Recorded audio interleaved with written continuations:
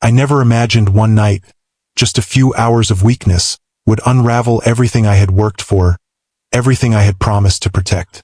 They say every man has a secret. Mine started on the eve of the happiest day of my life.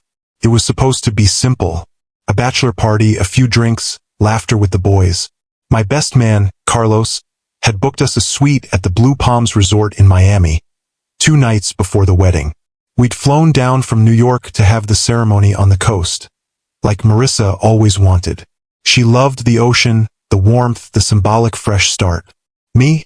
I just wanted to see her happy, but I screwed it all up. Marissa's bridesmaids were also checked into the resort, just 2 floors above us. I remember thinking how beautiful she looked even when she was angry, because she was mad at me that morning. Something trivial like the color of the tablecloths or the seating arrangement. We had argued over text, and even though we smoothed it over by evening, the tension lingered in my chest like a storm waiting to break. That night, I found myself drinking more than I should have. Carlos passed me shot after shot of tequila while music pulsed through the suite and the guys joked about the chains that came with marriage. I wasn't listening. My eyes kept drifting toward the open balcony, the sound of the waves calling me out of my head. And then she walked in. Chloe, Marissa's best friend since college. The one with the auburn curls and green eyes that always seemed to know too much. Chloe was electric, the kind of woman who left behind sparks in her wake. I always thought she was a bit too wild for Marissa. Too free, too reckless, but I never imagined I'd be drawn to her. She claimed she came down to check on the party, to make sure the groom wasn't being corrupted beyond repair. But she stayed. She drank. And she laughed with me in a way that made the whole room fade out. Sometime after midnight, when the guys had either passed out or disappeared to their rooms, it was just me and Chloe on the balcony. The wind tangled her hair, and her perfume, something floral and dangerous, wrapped around me like a noose. "I hope you know what you're doing," she said softly, leaning against the railing. "With the wedding?" I asked, only half paying attention. She nodded. "Marissa's not perfect. She'll never admit it, but she expects you to be." I looked at her, unsure what she meant. Chloe stared at me with those unreadable eyes. "You've always looked at her like she's a lighthouse. But lighthouses are cold, you know, pretty from afar. But if you get too close, they'll blind you." The next thing I knew, her lips were on mine. It was slow, uncertain, and I should have pulled away. I didn't even hesitate. I kissed her back. I let her lead me inside the suite, to my bed, and I lost myself in the heat and guilt of it all. I don't know what I was expecting afterward. Regret? Horror? Maybe a deep sense of shame that would jolt me awake like in the movies.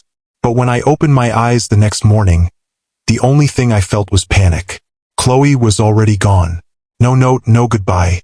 Just silence and the distant sound of wedding bells yet to ring. I took the longest shower of my life, trying to scrub away the mistake. I told myself it didn't mean anything, that it would never happen again, that Chloe would never say a word. She didn't, but someone else did. 2 weeks after our honeymoon, an all-inclusive week in St. Lucia where Marissa looked at me like I was the center of her universe. I received a message from an unknown number, a video. The phone slipped from my hand before the clip even finished. It was me, clear as day. Me and Chloe, tangled in the sheets of the hotel suite, recorded from the balcony across from ours. The angle wasn't perfect, but the audio, God, the audio was damning. Then came the message. "Nice wedding. Shame if this went viral. $250,000. 7 days. Or your wife gets a copy." I stared at the screen for hours. Couldn't breathe. Couldn't think. My chest tightened with every passing minute. I thought it was a prank. Some cruel joke. But the follow-up text came with more images, and a photo of my house. My house. Whoever it was, they knew everything. I didn't sleep that night, or the next. I started snapping at Marissa for no reason, growing distant. She noticed, of course. She asked me what was wrong, and I told her I was just overwhelmed with work. She believed me, or maybe she wanted to believe me. 3 days later, I replied to the number. "Who are you?" The answer came quickly. "Let's just say, I work in hospitality." I was cleaning the hallway camera screens when I saw something worth keeping. A hotel worker, probably one of the night staff. I couldn't remember their faces. Just that everything in that resort felt too good to be true. Fancy, expensive, clean. And now it was a trap. I begged him to stop. I told him I didn't have that kind of money. Not all at once. His answer chilled me. Then start making payments. Or she finds out. I'm not proud of what I did next. I drained my savings. Cleared half my 401k. Took out a personal loan and wired him the first $80,000. He didn't even say thank you. Just replied, "Good start. Same amount next month." I felt like a hunted man. Every smile Marissa gave me felt like a knife. Every time she told me how lucky she was to have me, I died a little more inside. Chloe never mentioned anything. I avoided her completely, and she kept her distance. Whether it was guilt or fear, I didn't know. But the blackmailer didn't stop. Month after month, he bled me dry. I started selling stocks I swore I'd hold forever. My parents asked if I was gambling. Carlos asked if I had a secret child. Everyone had a theory. None of them guessed the truth. And the worst part? Couldn't hate the guy. 'Cause deep down I knew I deserved it. Then one day I snapped. It was a Thursday. I was driving home from work, stuck in traffic, the weight of everything pressing down on me. My phone buzzed. Another message. Need that payment by midnight. Tick-tock. I pulled over to the side of the freeway, my hands shaking. I called the number. It rang once, twice. Then a voice answered. Male. Young. Payment late, he said casually. Who the hell are you? I growled. Someone who saw a golden goose walk into a glass house. Don't blame me. You broke your vows before you even said them. I'm not paying anymore. Silence. Then okay. Guess your wife's about to become internet famous. I hung up and drove straight to the hotel. Blue Palms Resort. I knew the layout by heart. I bribed a desk clerk to give me access to the staff records from that weekend.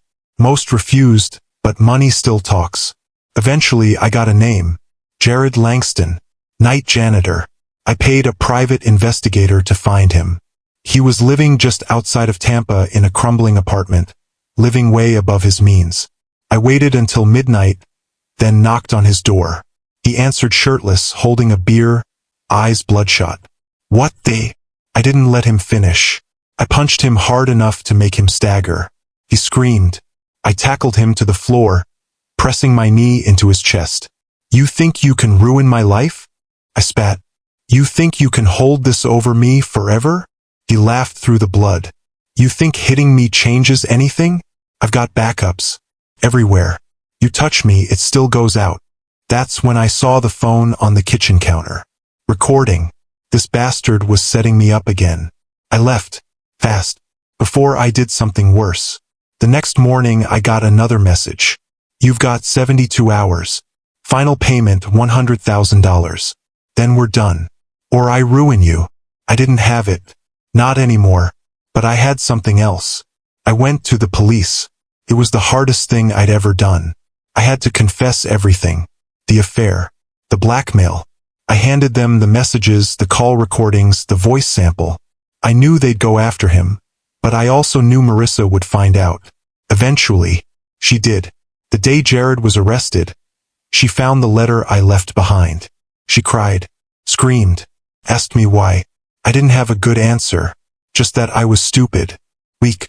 That I loved her more than anything and I hated myself every day since. She moved out 2 days later. I don't know if she'll ever come back. But at least now, the truth isn't rotting me from the inside. And Jared? He got 3 years for extortion and illegal surveillance. But that doesn't feel like justice. Because even after all this time, I still see Chloe in my dreams.